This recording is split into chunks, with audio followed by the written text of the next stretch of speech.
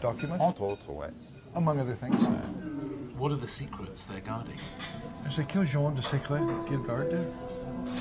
Oh là, je ne peux pas m'étendre là-dessus. Je ne peux pas. C'est un sujet dangereux. It's a dangerous subject. Il y a deux organisations, le Prieuré de Sion et l'Église catholique, l'Opus Dei. Il y a les bons et les méchants. On pourrait ajouter une chose. We can add one thing. On pourrait dire que certaines œuvres d'art sont codées. So certain works of art are coded. Mais il faut comprendre ce que cela signifie. But you have to understand the significance in these codes. Gino Sandri became the Priory spokesman in the mid-80s and seems to be carrying the flame of the Priory to this current time. And he has put out various press releases on behalf of the Priory, and one assumes from what he says that it's still in operation. Dans ce que j'ai essayé en répondant à vos questions, So I tried answering your questions. ce n'est pas de donner la vérité, mais de fournir les éléments To furnish you elements, or give you elements pouvant permettre d'approcher la vérité. that would give you parameters from which you can start looking for the truth. Do you feel we're on the right track? Est-ce que nous sommes dans le bon chemin? Ah oui. Oui.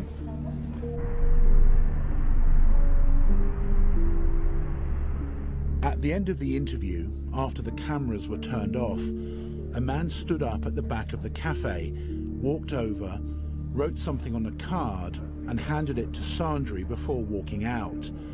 Who he was and what he wrote, I don't know, but Sandri's reaction spoke volumes. Are you in danger today, Gino? Est-ce que toi, tu sens un danger?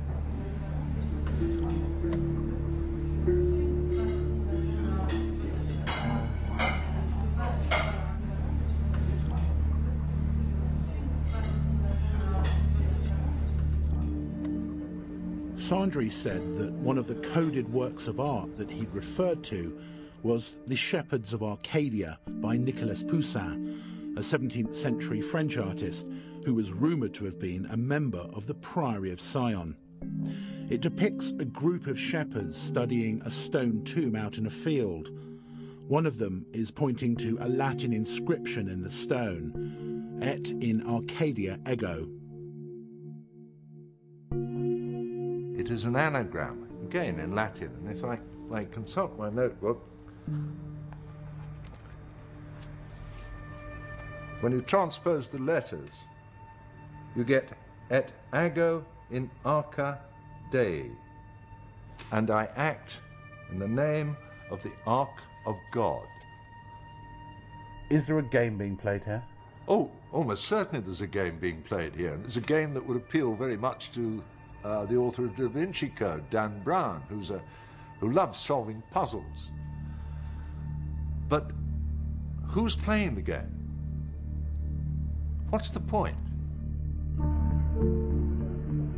Tim told me that the Bloodline does exist, and that he's actually met some of its members.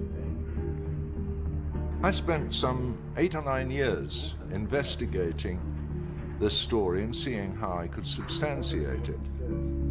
And the conclusion we came to is, while it cannot be actively proved that their claim to descent from Jerusalem is absolutely certain, what can be seen by evidence amassed over nearly 8 centuries of records is that these people had preserved a story that said Jesus did not come to die on the cross to redeem us from sin, but to reveal a spiritual pathway of initiation leading to sacred knowledge, or gnosis.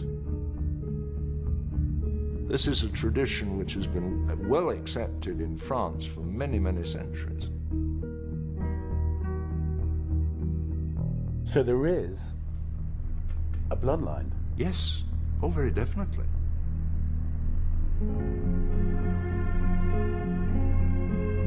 If you think of the bloodline coming from Jesus. The Catholic Church literally went and tried to stamp out everyone who was of that bloodline and everyone who knew them and who knew who they were, and they thought that they could get rid of it that way. They purposely tried to keep people from gaining this knowledge of alternate versions of Jesus' life. I went to the archives in Paris to see what else I could find on the Priory of Sion. On its microfilm records, I came across a document called Le Serpent Rouge, the Red Serpent. I was told that it could be a coded reference to the bloodline snaking its way down through history. There were references to the queen of a lost kingdom buried underground in a new Temple of Solomon, who was called Magdalene. It seemed to be referring to the tomb of Mary Magdalene. And in a bizarre and sinister twist, the three men shown as the authors of the document were all found dead within 24 hours of each other, just a few weeks after it appeared in the library. Were they killed for revealing secrets? And if so, who by?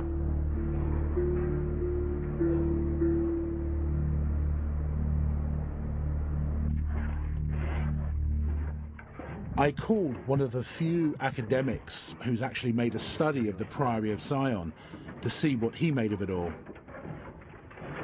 Do you think that the Priory is real or a hoax? That's not a very easy question to answer with a simple yes or no. I do believe that a lot of the information in the Priory documents is not true, is deceptive, presents a fake history of the organization. Now the question is it all a hoax? Some of the claims made in the Priory documents, they do check out.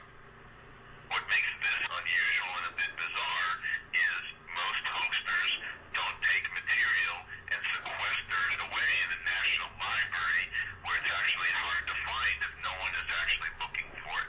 That kind of behavior is a little bit strange. It's not like most of the other hoaxes that have occurred in history.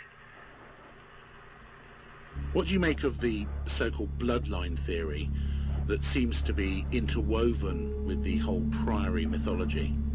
Well, at least according to the Nicene Creed, he was both God and man, and if he was both, certainly the man part of them could have had a wife and fathered children, right? So that doesn't attack the fundamentals of Christian theology. In fact, what was more controversial, that Jesus might have survived the crucifixion, or that the crucifixion might have been faked, or, I mean, the bottom line being that he had not been resurrected. That means he wasn't God, wasn't the Son of God.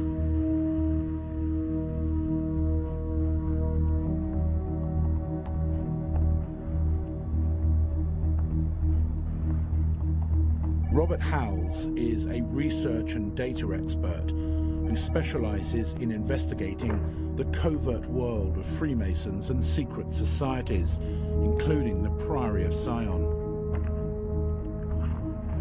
Having asked him to try and establish contact with the Priory's inner circle, he'd begun to receive some detailed emails.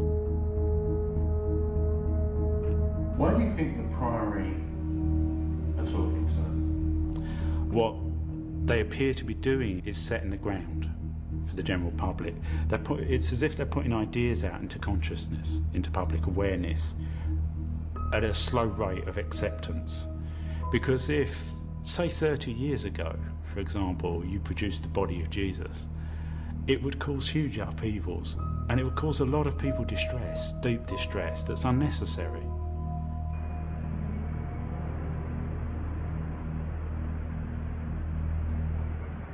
There have been emails going back and forth for a couple of weeks now, but the good news is that Rob's contacting the Priory has finally agreed to meet in person.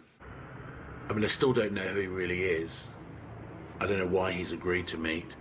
I don't know how safe it will be, but I think it's a gamble worth taking.